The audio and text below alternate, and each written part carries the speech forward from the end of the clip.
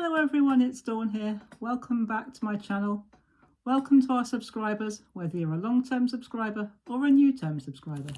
Lovely to have you with us. And welcome to anybody, whether you're a subscriber or not. So today we're going to be having a look. I'm not going to go right through the magazine, beautiful though it is, but the latest box set of Chloe's Creative Cards is now out, and this is volume 17. And this, as I say, this is a box set. I can't resist a box set, especially Chloe's. There are two brands I can never resist. One is Chloe's Creative Cards and the other one is Hunky Dory. Those two I just can't resist. If I see a box set from those, you can guarantee I'm going to buy it. So this is what comes in it. You get, there was supposed to be a stencil in it, but unfortunately my box didn't have a stencil, so I can't show you that. But never mind. What I did get was the rest of it, which was, let me just pop the magazine to one side. Let me pop it on the floor. It's the easiest way of doing it. When you run out of space, throw it on the floor. But you get this beautiful 6x6 snowflake folder, embossing folder that is. So I'm going to pop that up there. You get this gorgeous stamp set, and you get this delightful little die set.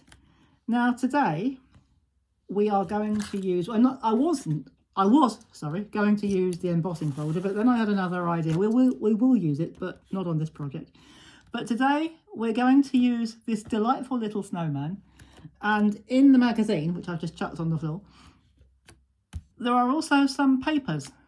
So there are some gorgeous backing papers, pattern papers. We've got a couple of sentiment papers. So there's everything you've got in the magazine to start creating as soon as you get your magazine home, or whether if you order it, you can get it through the door. So this is available online now and in the shops. So I am going to put that up there. I'm going to use, I've already started, made a little bit of a start, but not much of a start. So I am using one of the papers. This is one of the papers that came in the pack.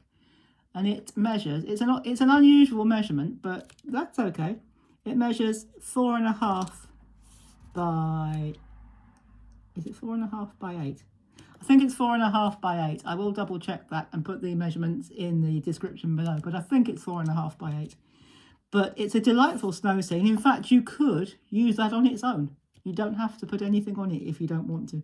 But of course, we're not going to do that here. We're going to decorate it up a bit. So what I'm going to do, I'm going to, if I can find my snowman that I cut out. Oh, there he is.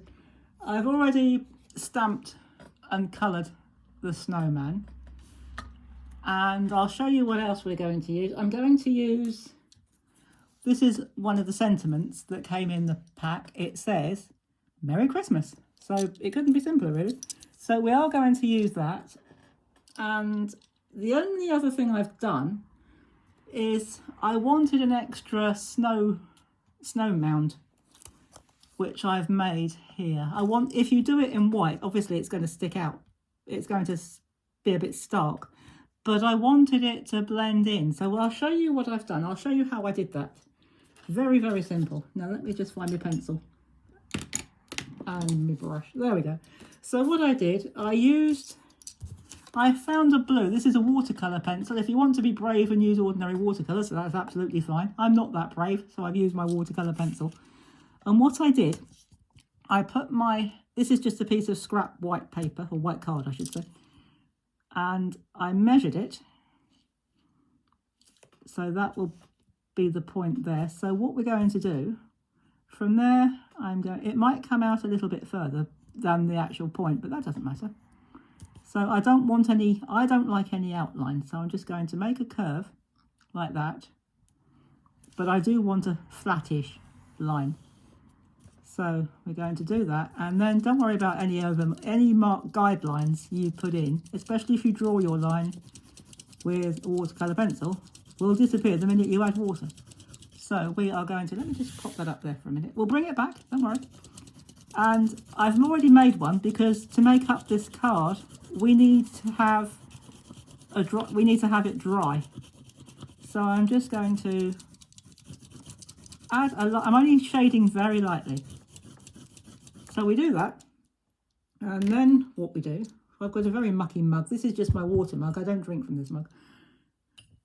And all we do, and I'm going to show you how to get that mottled look, so it looks a little bit like snow. I'm going to show you how you do this, and you can do this with watercolours as well, but I did it with my watercolour pencils. So you need to be fairly quick with this bit. So all we do, you don't have to be too precise, just go over, don't use too much water, don't flood it, but use a fair bit of water, and it will dry slightly lighter anyway. Watercolour always does, so don't worry about it. And then what you do, before it dries, turn the end over so you've got the rounded end of the brush, and this is where the magic happens. Sorry about the noise, guys. And what you do is you just stipple or pat like that while it's still wet. You have to do this while it's still wet, but if you don't get it right first time, or if you're not quite quick enough, you can go over it with water and have another go. So here it's already drying out. So if it's drying out and you've not finished, just go over it with water again, and while you've still got that shine on the paper, give it a pat like that, and you'll get that mottled look that looks a bit like snow.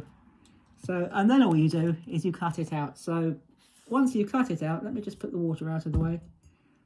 I'll put the pencil away and we'll bring that back.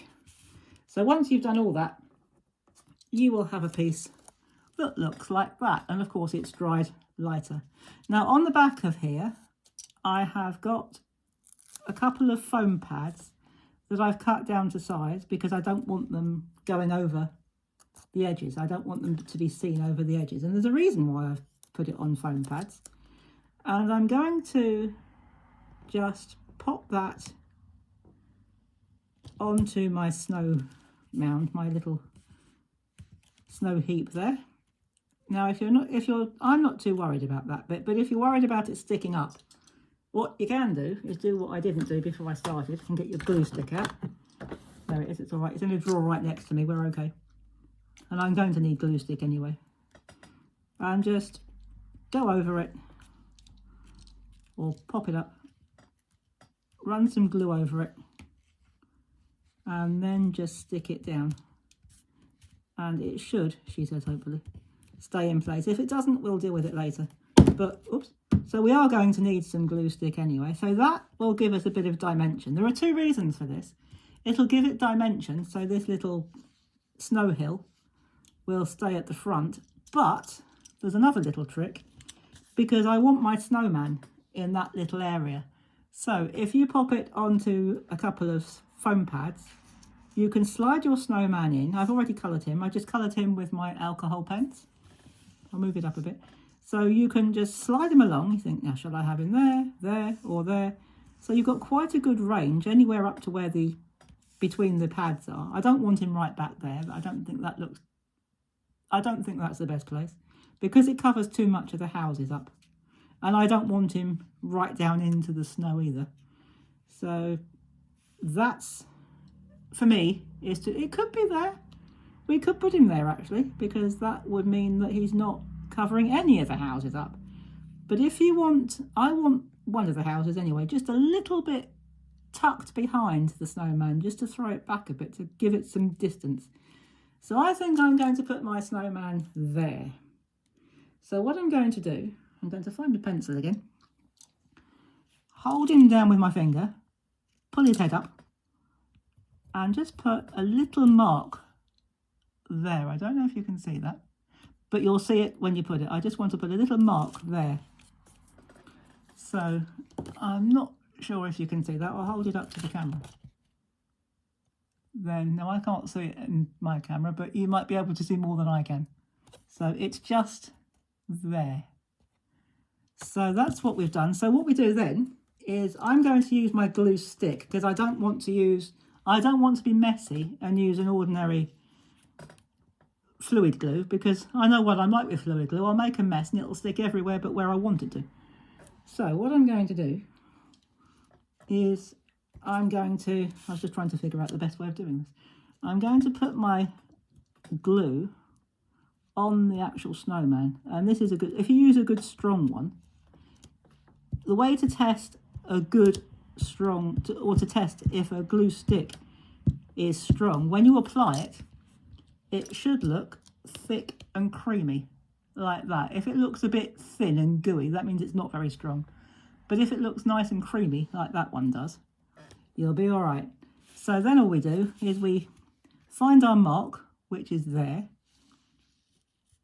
So I am going to just make sure that my snowman's head covers the mark. I'm just going to take it up a bit, and I have put the snowman on the stamp only had or had 2 buttons. I've decided to add an extra one.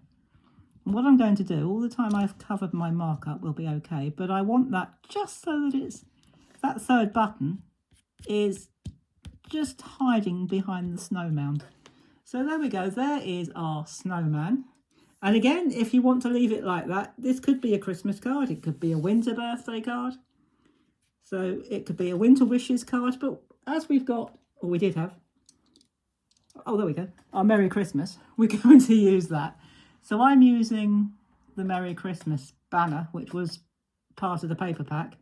And I think really there are only 2 options as to where we could put it. I don't want it up there because that means all of the attention is in one area. It's too much to go down there. We could put it down there, I suppose, but I don't like it there. So I think there are 2 options. We could either have it in the middle. For me anyway, there are 2 options, but it's your card. You can put yours where you like. But for me, I think it either needs to go in the middle or just so that it's coming off of the edge of the moon. Not covering the moon. I don't want it covering the moon. But maybe just so that it's coming off the edge. Yes, I rather like that, so let's do that. So we'll turn it over. Let's just...